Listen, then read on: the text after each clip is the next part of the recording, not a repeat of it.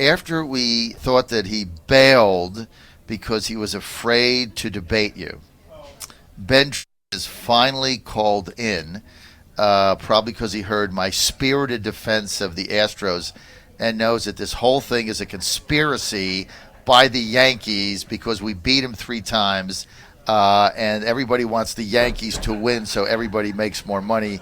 So this was perfect baseball, perfect World Series and a wet shot. But we're not here to talk about that. Ben Tribbett, at Not Larry Sabato, noted national Democratic consultant. Everybody's trying to hire him to win. He's on the line now. Ben, we're in the state Senate with Amanda Chase. She's excited that you've called in to debate her on some of these issues.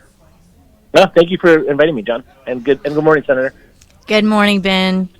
All right, so Amanda earlier said that she wants to defend herself, and she's been coming here for 4 years with a weapon.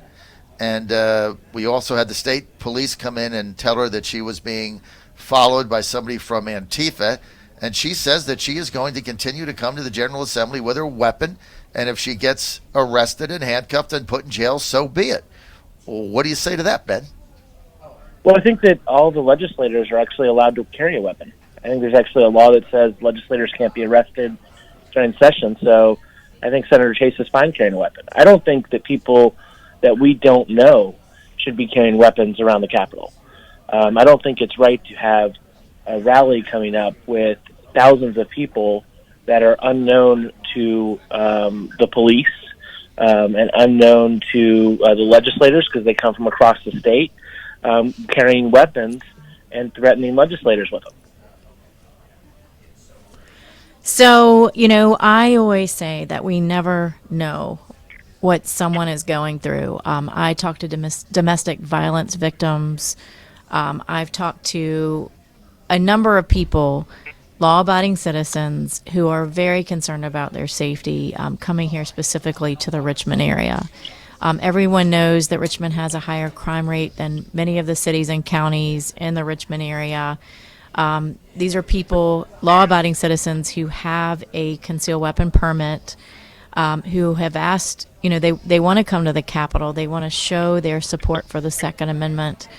I believe that it's guaranteed in the U.S. Constitution and the Virginia Constitution that they have the right to protect themselves. I mean, think about where they have to park many times. I know my aides last year had to park in front of a strip club.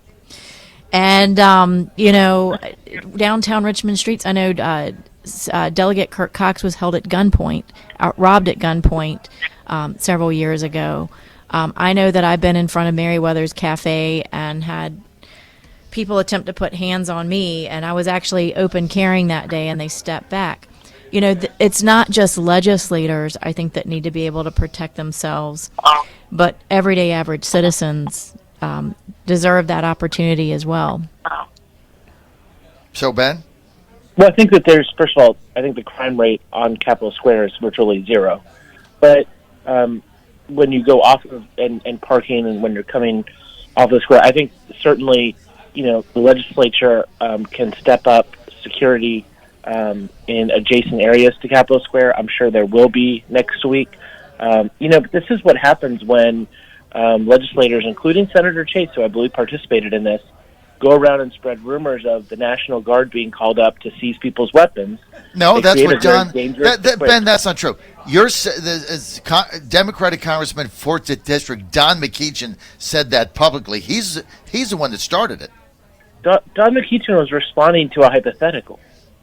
Somebody asked him a question of, if a number of counties refused to enforce the law, what could the governor do? But then what people have done with that is then run with it that it actually was being something seriously considered or going to happen, and they've scared people.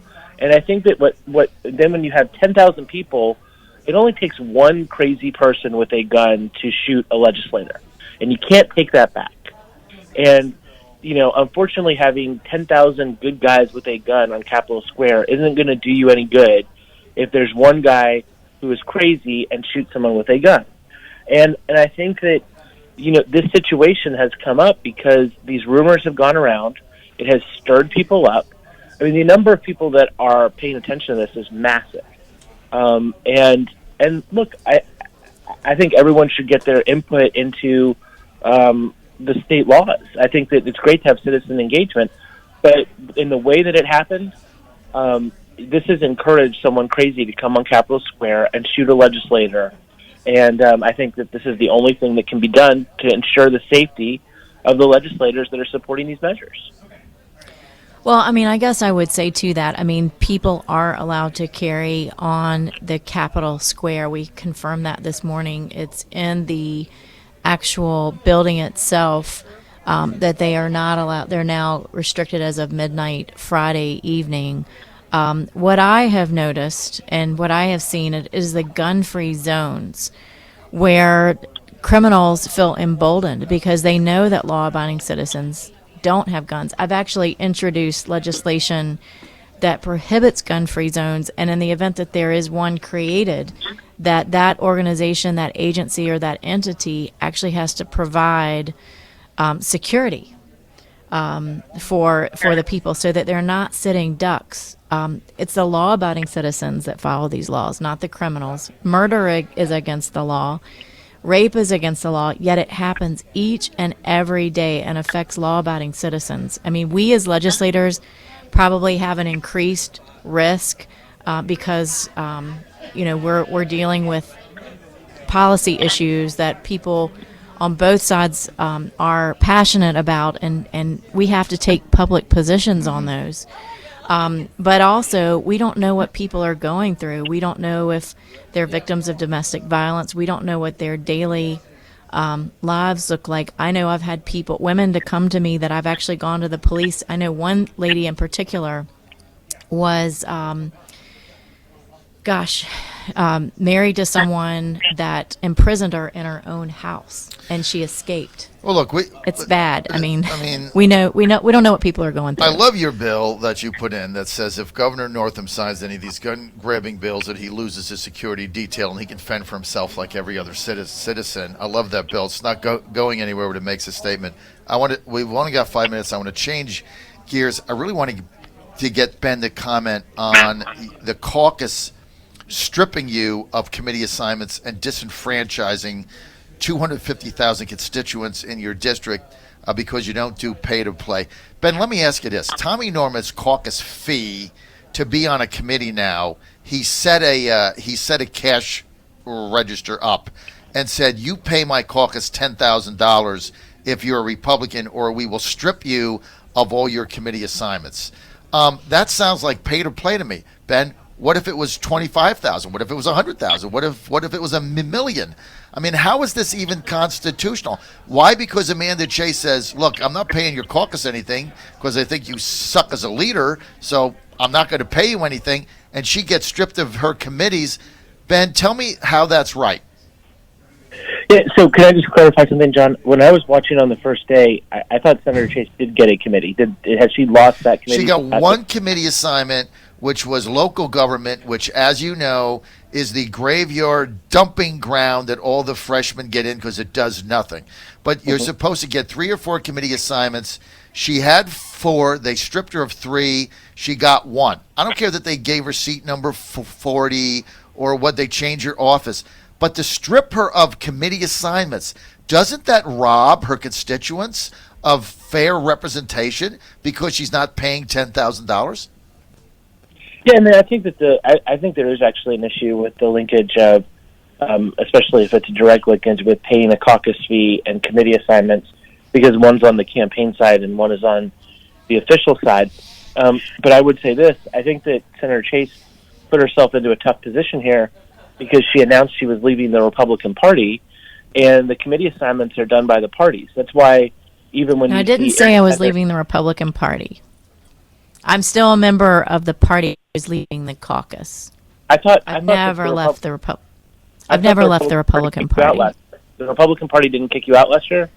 No. The Republican committee in my local committee. In Chesterfield. Right. They kicked you out. Right. So what? They kick everybody out. I'm still a Republican. I still identify as a Republican. I didn't switch parties. Right. They just decided to kick you out. I think the way you identify as a party in the legislature is by joining and attending a caucus. And the fact that they're putting a cash number on that is a problem. But at the same time, that's how independents identify with the party if they're elected also, and they're assigned. We've had independents in the legislature, and the party that they caucus with is the one that assigns them to committees. So if you're not caucusing with a party, I'm not sure which slot do you think she should get, John? The Republican slot? If she's not in the Republican caucus? I think she didn't pay Tommy Norment $10,000. Norment then changed the rules, right? He changed the rules, and when we got the rules, Amanda read through them and thought they were written for Joe Morrissey. Then she finds out that they were written for her, so that Tommy Norment, failed leader, can kick her out of committees and disenfranchise 250,000 constituents in the 11th district because she didn't cough up his $10,000 because she doesn't believe in his caucus leadership. That's called pay to play. Yeah, but I think, John, when you assign these committees, they're based on a breakdown of Republicans and Democrats. So if she's a Republican. She got elected as a Republican. She never disavowed that. She didn't run as an independent. Look, it's not like when Joe got stripped of the Democratic nomination when he was a House member, Joe Morrissey, and he ran from jail, and he got elected as an independent and wouldn't caucus with anybody, and he didn't get any committee assignments, and they kicked him out of the caucus also. Both the Democrats kicked him out. Well, he ran as an independent against the Democratic candidate, so they kicked him out. So Descano kicked him out. Okay, I get it. Amanda Chase is a Republican. Tommy did this, changed the rules. He did it for retribution to send a message that you got to play ball with him or he's going to disenfranchise an entire state Senate district. And nobody will talk about it. Nobody will cover the fact that this is blatant pay to play.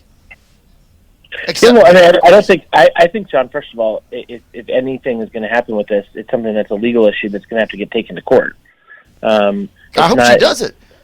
I don't think. I hope she sues. Legislature. I hope Amanda sues the whole bunch of them on behalf of her 250,000 constituents and the 15,000 and the 18,000 people that voted for her to return to the Senate. I think it's egregious. I think she ought to sue, get legal advice and sue on behalf of her constituents. Ben, we're running out of time, though. I got to go. Look, Ben, congratulations to the Washington Nationals. They didn't bang on a trash can. Woo-hoo. By the way, Ben, how about the big time victory over the Ravens? And this week, look for the Titans again to beat Kansas City. They're going to run the football and keep the ball for 3/4 of the game. Just run the football, Ben. Just hand it to the truck, run the football, win again. Ben, win again. That's all they have to do. All right. Well, I think that between the Astros being stripped of their title soon and the Titans' big defeat this weekend, all you got to do, John, is throw in a rest here in Richmond, and you'll get the trifecta this week. John Fredericks Radio Network.